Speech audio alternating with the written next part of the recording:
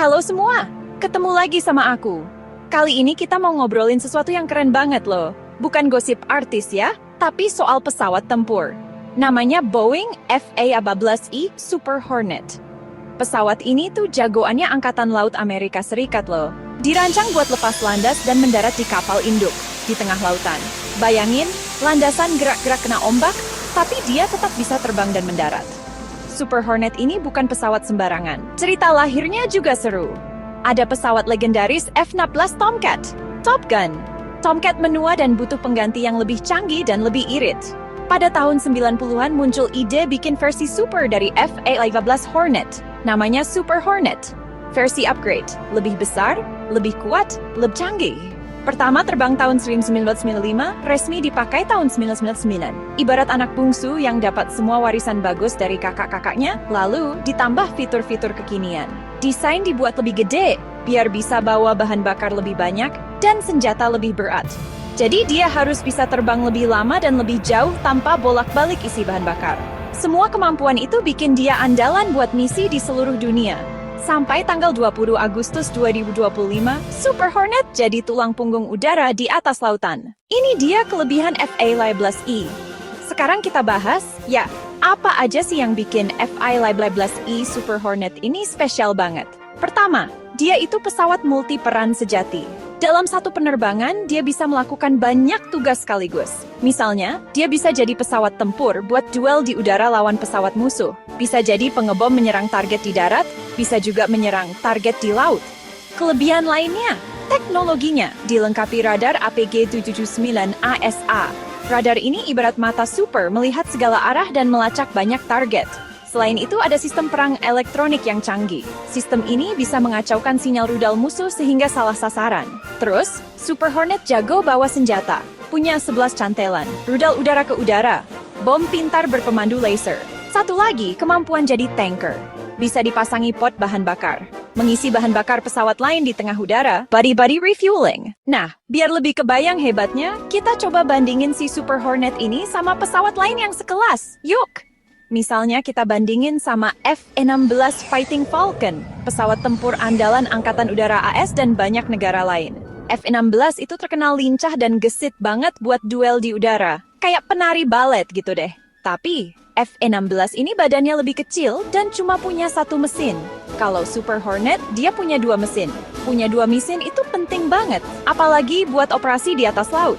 Sekarang, coba kita bandingin sama saingannya dari timur, yaitu Sukhoi Su-27. Sukhoi ini terkenal dengan manuver akrobatiknya, termasuk Cobra Pugachev. Dari segi kelincahan murni, Sukhoi sedikit lebih unggul. Tapi Super Hornet punya kartu truf, teknologi. Radar ASA dan avionik terintegrasi sering dianggap selangkah lebih maju. Jadi, walaupun Sukhoi bisa menari di udara, Super Hornet bisa melihat musuhnya dari jarak yang lebih jauh dan menembak duluan.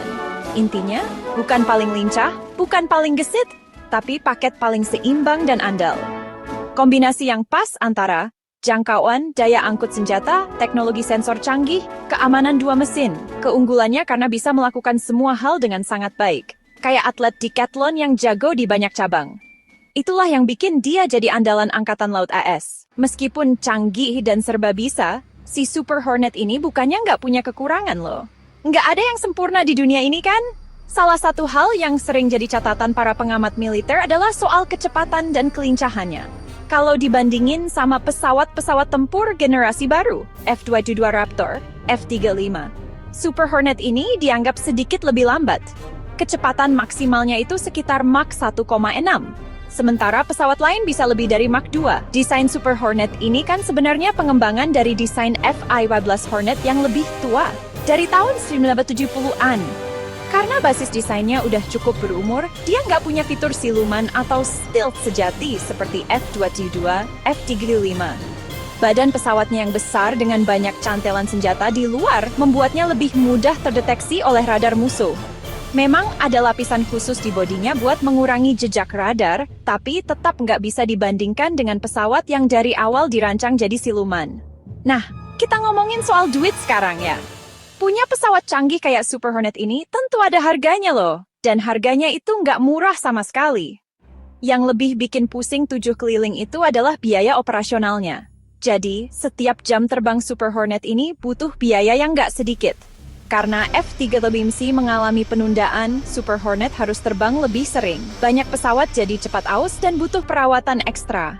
Ibarat kuda pacu yang disuruh lari terus-terusan tanpa istirahat, lama-lama kan capek juga ya. Seperti produk top lainnya, Super Hornet juga nggak luput dari kontroversi dan perdebatan loh. Salah satu perdebatan paling panas itu waktu Angkatan Laut AS memutuskan untuk membeli lebih banyak Super Hornet ketimbang mempercepat program F-35C. Para pendukung Super Hornet bilang, pesawat ini sudah terbukti andal, lebih murah, dan siap pakai. Tapi para kritikus bilang ini langkah mundur. Para ahli juga sering menyoroti soal kemampuan bertahan hidup atau survivability Super Hornet di medan perang modern. Di masa depan, diperkirakan musuh akan punya sistem pertahanan udara yang jauh lebih canggih dan berlapis-lapis.